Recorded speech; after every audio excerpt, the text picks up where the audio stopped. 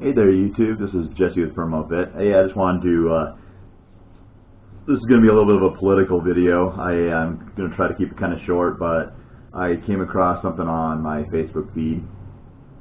I'll have a link in the description for my Facebook feed if you want to join or follow, whatever. I share tons of stuff, everywhere from politics to funny stuff to whatever. It's Facebook. Anyways, I came across this feed on anonhq.com, and I will put a link. I don't know if I'll put a I should be able to put a link in the description to the actual article. It just kind of perturbed me a little bit. So this is on David Rockefeller breaks record heart transplant at age number of transplants at age 101.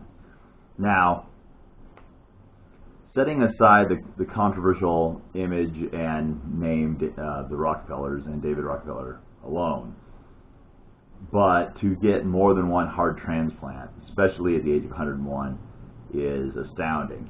I'm going to read you a couple quotes from the article.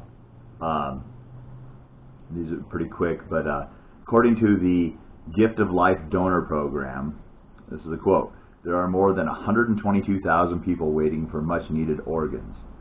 This is, of course, including the hearts as well as other organs.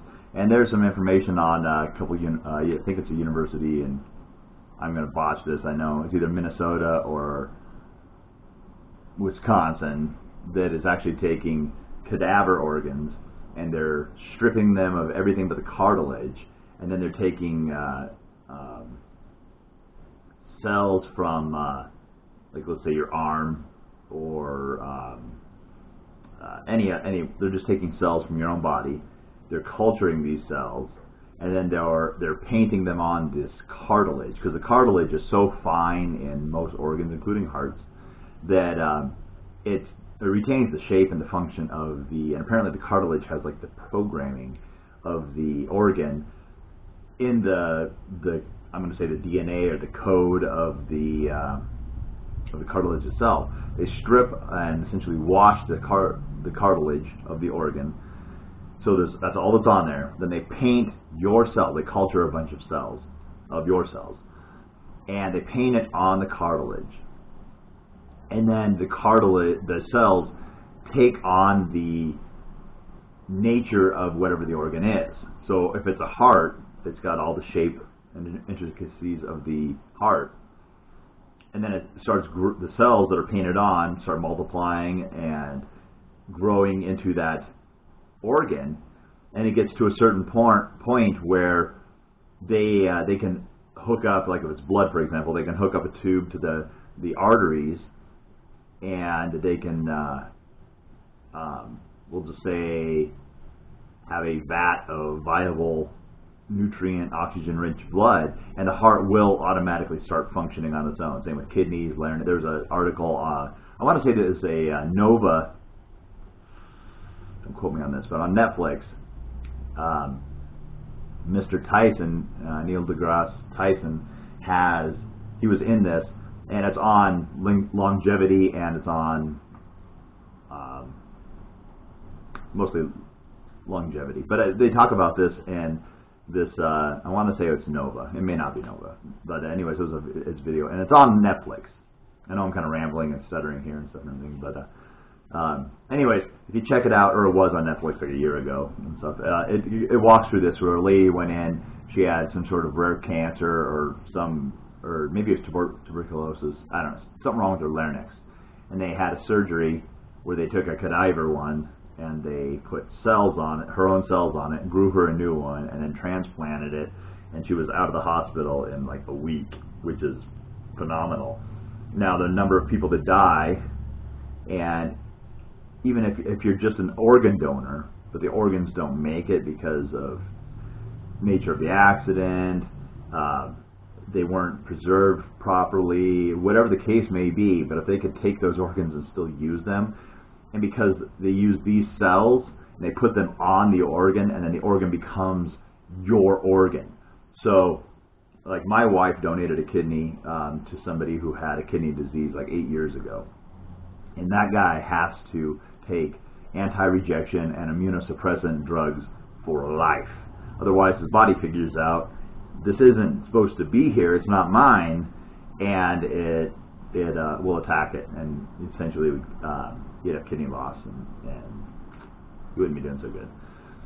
But if he underwent this process, his body would recognize it as his kidney, and to the best of my knowledge, he wouldn't have to take any more meds. Anyways, I want to get back to this article. David Rockefeller has 7 heart transplants and sets the world record at age 101 having a 7th. 7. Think about that. 7. Your lifestyle, either you have a genetic problem or some sort of problem going on to where your body attacks the heart and the heart dies, or your lifestyle is so horrible that you're clogging up or killing hearts.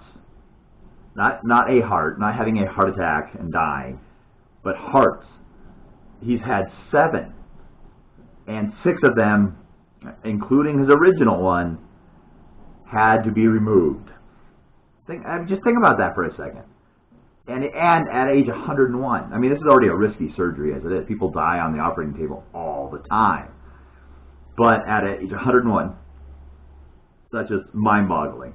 Now, here's one more quote. Organdonor.gov claims that an average of 22 people die each day waiting for transplants that can't take place because of the shortage of donated organs. Now, just let that sink in for a second. 22 people die each day waiting because there's a shortage. And it says in here, this is back from the Gift of Life Donor Program, I believe. This is another quote.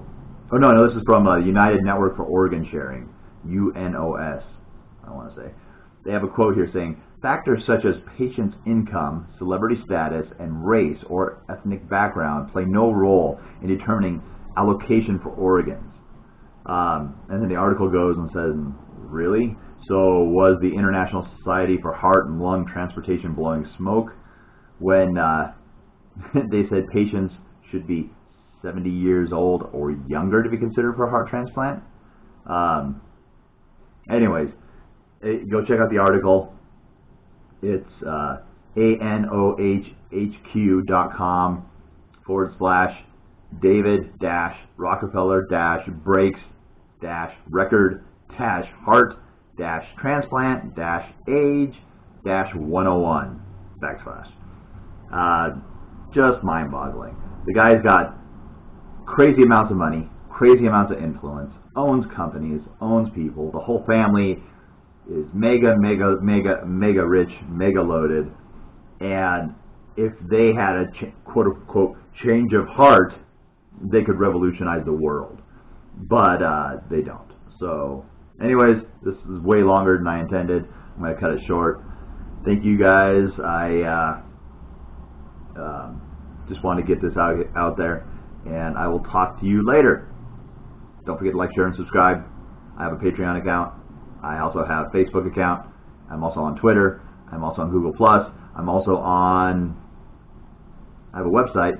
Don't go to that. Well, you can go to that if you want, but it's one site with nothing on it other than my cool logo. All right, catch you guys later.